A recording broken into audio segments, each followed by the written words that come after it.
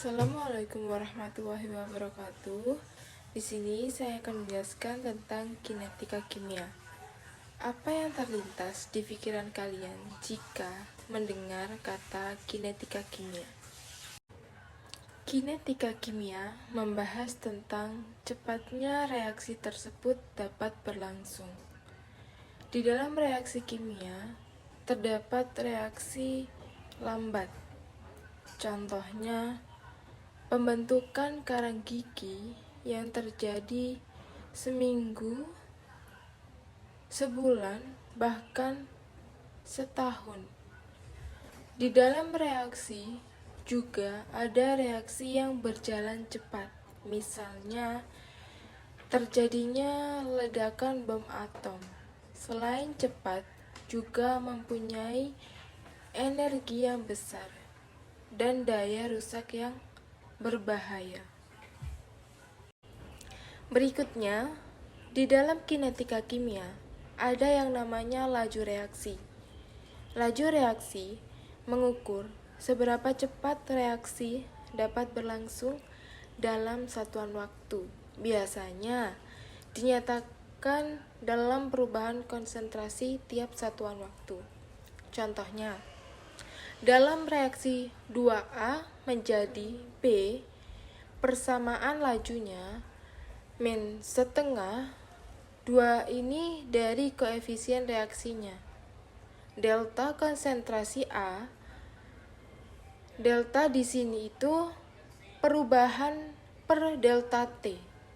Delta konsentrasi B per delta T.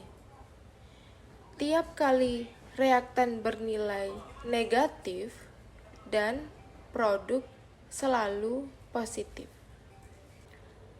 Faktor-faktor yang mempengaruhi kecepatan laju reaksi yaitu: pertama, luas kontak. Semakin besar luas kontak, maka reaksi akan berlangsung lebih cepat. Kita lihat pada kehidupan sehari-hari. Air yang ada di dalam bak mandi, kita melihatnya jernih, meskipun tanpa endapan. Meskipun mengandung ion-ion yang berpotensi terbentuk oksida jika kontak dengan oksigen yang ada di udara. Tapi, kita tidak melihat ada endapan. Nah, kenapa kok bisa? Karena kontaknya ada di permukaan saja. Sementara kontaknya kita perluas. Misalnya, air membasahi dinding kamar mandi. Ini memungkinkan kontak antar air dengan oksigen atau oksidanya akan membentuk oksida jika kontaknya diperluas. Yang kedua, konsentrasi reaktan. Semakin tinggi konsentrasi, maka peluang untuk bertumbukan semakin besar, sehingga reaksi semakin banyak atau cepat. Contohnya, dalam kehidupan sehari-hari kita bandingkan antara pasar modern dengan tradisional. Pasar modern, pengunjungnya sedikit, kontak antar pembeli minim. Sedangkan pasar tradisional lebih ramai, jadi kontak antar pembeli banyak. Jadi akan ada reaksi menyapa dan sebagainya. Yang ketiga, ada suhu reaksi.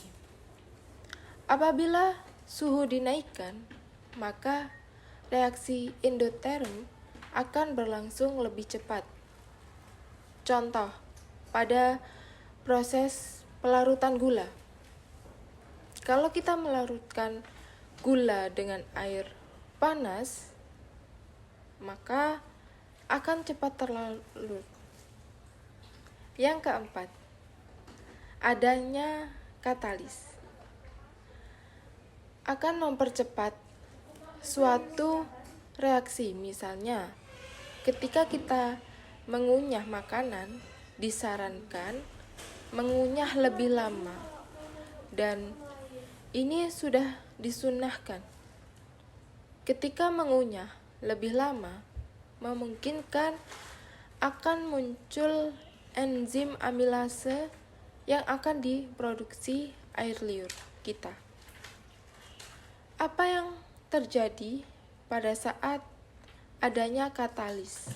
Jika pada mobil di suatu pegunungan melewati jalan yang berliku-liku supaya mengurangi resiko tanjakan suram. Cara lain yaitu dibuatkan terowongan yang menembus gunung sehingga menghasilkan reaksi yang lebih cepat. Penggunaan katalis ini dapat mempercepat reaksi. Dia bisa menurunkan energi aktivasi. Dia memberikan jalan reaksi yang berbeda. Selanjutnya, kita membahas hukum laju. Pengukuran laju secara percobaan bukan dari teori dihitung kemudian ditentukan, menghasilkan hukum laju yang menyatakan laju dalam konstanta laju dan konsentrasi reaktan. Selanjutnya, yaitu orde reaksi, selalu ditentukan oleh konsentrasi reaktan, tidak pernah konsentrasi produk. Selanjutnya yaitu orde nol. Reaksi disebut orde nol jika perubahan konsentrasi reaktan tidak mempengaruhi laju. Persamaan laju orde nol, misalnya reaksi A membentuk produk, dituliskan laju ini untuk semua persamaan orde 0, 1, maupun 2. Laju sama dengan pengurangan tetrasi reaktan tiap satuan waktu orde 0. Laju bisa dituliskan sebagai konsentrasi A orde 0, pangkatnya 0. A pangkat 0 sama dengan 1, sehingga lajunya sama dengan K, atau perubahan konsentrasi tiap satuan waktu pada orde 0 akan tetap. Untuk menghitung satuan dari konstanta laju, kita dapatkan bahwa konstanta laju sama dengan pengurangan konsentrasi A per waktu, yang itu pada orde 0 sama dengan, kalau konsentrasinya satuan molar, maka sementara delta T adalah satuannya detik, maka satuan konstanta laju pada orde 0 sama dengan molar per detik pangkat minus. Selanjutnya yaitu waktu paruh, adalah waktu yang diperlukan agar konsentrasi reaktan turun menjadi setengah dari konsentrasi mula-mula. Waktu paruh dari orde 0 sama dengan konsentrasi A 0/2 kali K. Berikutnya, reaksi orde 1 tidak pernah bergantung pada konsentrasi reaktan.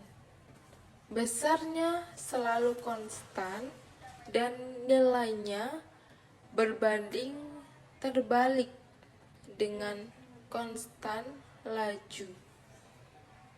Laju ditentukan dengan menggunakan kalkulus. Sekian dari video saya. Apabila ada salah kata atau dalam hal penulisan, mohon maaf yang sebesar-besarnya. Wassalamualaikum warahmatullahi wabarakatuh.